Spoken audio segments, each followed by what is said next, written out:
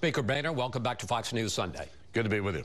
How would you characterize the deal that Treasury Secretary Boehner offered you on behalf of the president this week? A non-serious proposal. The president is asking for $1.6 trillion worth of new revenue over 10 years, twice as much as he's been asking for in public. He had stimulus spending in here that exceeded the amount of new cuts that he was willing to consider. It was not a serious offer. Wait, you're saying that there is more spending than spending cuts? That is correct. They outlined they'd be willing to talk about $400 billion worth of cuts over 10 years. But at the end of the year, they wanted to extend unemployment benefits. They wanted a new stimulus program for infrastructure. They wanted to extend some other tax breaks. And all of this new stimulus spending would literally be more than the spending cuts that he was willing to put on the table. Now, understand, Chris, the day after the election, I saw the results. I went to the cameras and made it clear the Republicans were willing to put revenue on the table if there were serious spending cuts and reforms put in place. We've talked about it. The president and the White House have had 3 weeks, and this is the best we've got. Take us behind the scenes. Take us inside the room. What was the mood music when Tim Geithner sits there, like we are here, and presented this to you? What'd you say? I was just flabbergasted. I looked at him and said, "You can't be serious." I've just never seen anything like it. You know, we've got 7 weeks between Election Day and the end of the year. And 3 of those weeks have been wasted with this nonsense. Okay, so if they're wasted, where are we now? And quite frankly, what are the chances we're going to end up going over the cliff? Well, right now, I would say we're nowhere. Period. We're nowhere. We've put a serious offer on the table by putting revenues up there to try to get this question resolved. But the White House has responded with virtually nothing. They've actually asked for more revenue than they've been asking for the whole entire time. So what are the chances we're going to go over the cliff? Listen, going over the cliff will hurt our economy, will hurt job creation in our country. It's not fair to the American people. And this isn't an issue about Democrats or Republicans. My goodness, this is about our country. We got to get serious about dealing with the problems at the end of the year, and we need to get serious about our deficit and our debt that are burying our children's future. I want to ask you one other question about their offer, because this was a real surprise. Geithner also said they want you, Congress, to give up any powers over voting an increase in the debt limit forever. Forever.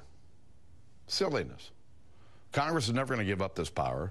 I've made it clear to the president that every time we get to the debt limit, we need cuts and reforms that are greater than the increase in the debt limit. It's the only way to leverage the political process to produce more change than what it would if left alone. Okay. The president and Democrats are saying, look, we have already agreed since 2010, since the Republican victory, to more than $1 trillion in spending cuts without any increase in revenue, so we've already given. But it doesn't solve the problem. We have a debt burden that's crushing us. And you look at the president's budget, we've got $1 trillion deficits for as far as the eye can see. This is unsustainable. We have 10,000 baby boomers like me retiring every day. 70,000 this week, 3.5 million retirees this year alone, signing up for Social Security and Medicare, people living longer, accessing Medicaid. And it's not like there's any money in the Social Security Trust Fund or the Medicare Trust Fund. It's all been spent. And the whipsaw effect this is having on the budget is horrendous. And if we don't get a hold of it, we're mortgaging our children's future, and I am not going to be part of it. Well, you say you're not going to be part of it. I mean, you're kind of stuck in given the job you're going to. You have. I'm not going to be part of further mortgaging their future. Right. Okay. It's time to get serious about our debt. What about the $1 trillion, though? Is it fair to count that as part of $4 trillion in debt reduction? You know, it can be part of the package if they want to count it, but we're the next $3 or $4 or $5 trillion worth of reductions that need to happen if we're going to put America on a fiscally sustainable path. I mean, think about the proposal we got from the president. If we gave the president $1.6 trillion of new money, what do you think he'd do with it? He's going to spend it. It's what Washington does. You don't believe he'd use it to help pay down the debt? They'll spend it. Look at the fact that they put $400 billion worth of unspecified cuts up that they'd be willing to talk about But yet at the same time, that's over $400 billion over 10 years. While he wants over $400 billion in new stimulus spending. It's a non-serious proposal. You talked about the fact that the president won and you came out with a concession the day after the election. They point out that the president campaigned on raising tax rates. And it was the big issue between him and Romney. And they say just as he had to cave after your victory in the 2010 midterms, now it's your turn to cave on tax rates. Listen, what's the difference where the money comes from? We put $800 billion worth of revenue, which is what he's asking for, out of eliminating the top 2 tax rates. But here's the problem, Chris. When you go and increase tax rates, you make it more difficult for our economy to grow. Half of that income is small business income. It's going to get taxed at a higher rate. And as a result, we're going to see slower economic growth. We're not going to be able to cut our way out of this problem, nor can we just grow our way out of the problem. We have to have a balanced approach. But what the president wants to do will slow our economy at a time when he says he wants the economy to grow and create jobs. Well, the White House says that while you have given this kind of talk about, well, let's close loopholes, let's limit deductions, you haven't offered any specifics, have you? Oh, we've laid it all out for him. A dozen different ways you can raise the revenue from the richest Americans, as the president would describe them, without raising tax rates. What's the biggest proposal you've put on the table since the election in terms of raising revenue from closing loopholes and deductions? Well, you could cap, there's a lot of different ways to get there, but you could cap deductions at a % of income. That'd be one way to get there. You could eliminate certain deductions for those the wealthiest in our country. You could do all of that. Well, let me ask you a couple of specifics. Would you eliminate or limit the home mortgage deduction? Listen, there are a lot of options in terms of how to get there. Now, I'm not going to debate this or negotiate this with you, but if you could sign the bill into law, I'd be happy to. But that's not we're trying to get those powers, but we haven't yet. I understand. Charitable deductions, would you be willing? I mean, you're a big charity guy. Listen, the president has seen a lot of the options from us. Well, there are a lot of them put on the table, and I'm hopeful that the conversations will continue. Okay, but let's talk about your proposals, because the president, and I'm sure this has driven you nuts, likes to say the math tends not to work. Let's look at your math. The White House says a realistic cap, and I'll explain what that means, of $25,000 on people making more than $250,000, a cap on their deductions. You could only take $25,000 in itemized deductions, and exempting things like charitable deductions, which is pretty unlikely that you're going to do away with that, would only bring in $450 billion.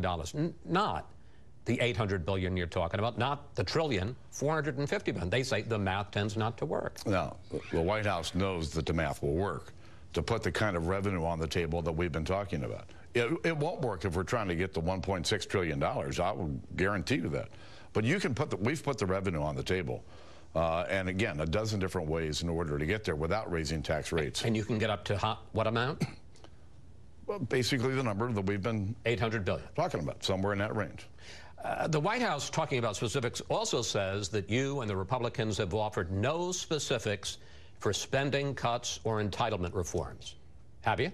Chris, you look at the House Republican budget offered by Paul Ryan in 2011, the same budget in 2012, passed the Congress, all types of specific proposals. Go back to the conversation. The president campaigned against that, and he won. Go back to the super committee. All of the ideas were out there. Look at the conversations that the president and I had. Based off the Simpson-Bowles Commission, his own deficit reduction commission. He knows what our proposals are. He knows what we're willing to do. What we don't know, Chris, is what's the president willing to do? Well, let me ask you specifically about that. Is it true, because it's been said, but it's never, we've never seen a piece of paper. Is it true that the president offered to raise the eligibility age for Medicare and to slow cost of living adjustments for Social Security when you were in your debt talks in August of 2011? It was on the table. Did the president agree to it? He may have been close to agreeing to it. If he had agreed to it, we might not have this problem today. Is that on the table now? Of course it's on the table. No. Is it on the table from their point of view? Listen, there are a lot of items on the table. The president knows what they are. Question is, what are they willing to do?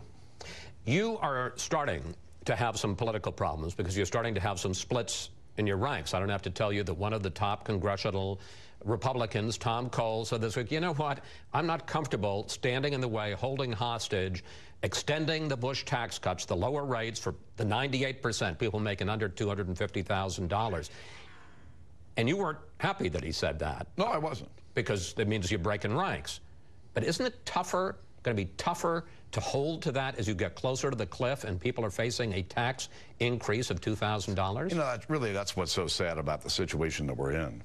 The president not being serious about coming to an agreement, holding the middle class tax hikes over their heads. Well, he said you're doing it. This is America. This is our economy. We all want the economy to get better and Americans to have more opportunities at jobs.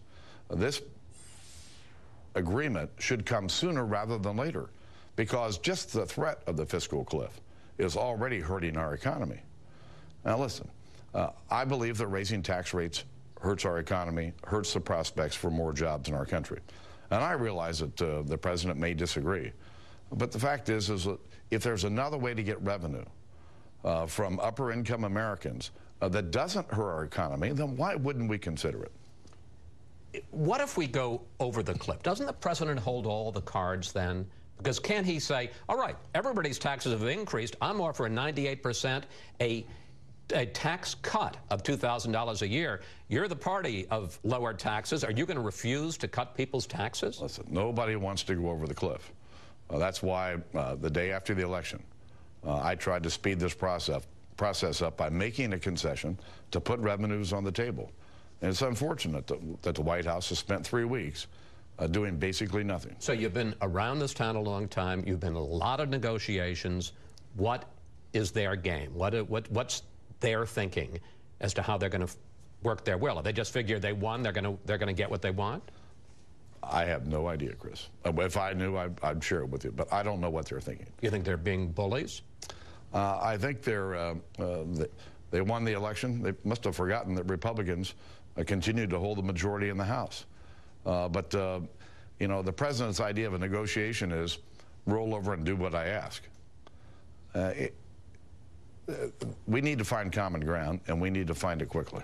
And again, because you kind of didn't answer it the first time, what are the chances we're going to go over the cliff? There's clearly a chance. But I'm going to tell you, I might be an easy guy to get along with, affable. Obviously, I've worked in a bipartisan way on a number of agreements. But I'm going to tell you one thing, Chris. I'm determined to solve our debt problem. We have a serious spending problem, and it is going to be dealt with. And if the White House is unwilling to do it, are you prepared to say... We are going to deal with America's debt problem.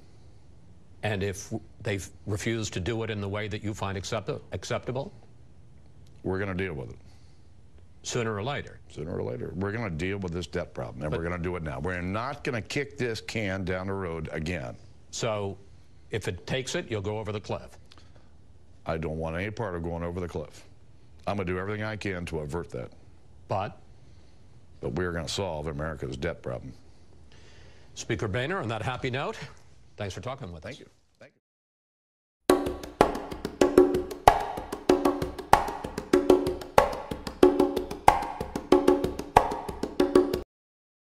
This has been a Sunfish production.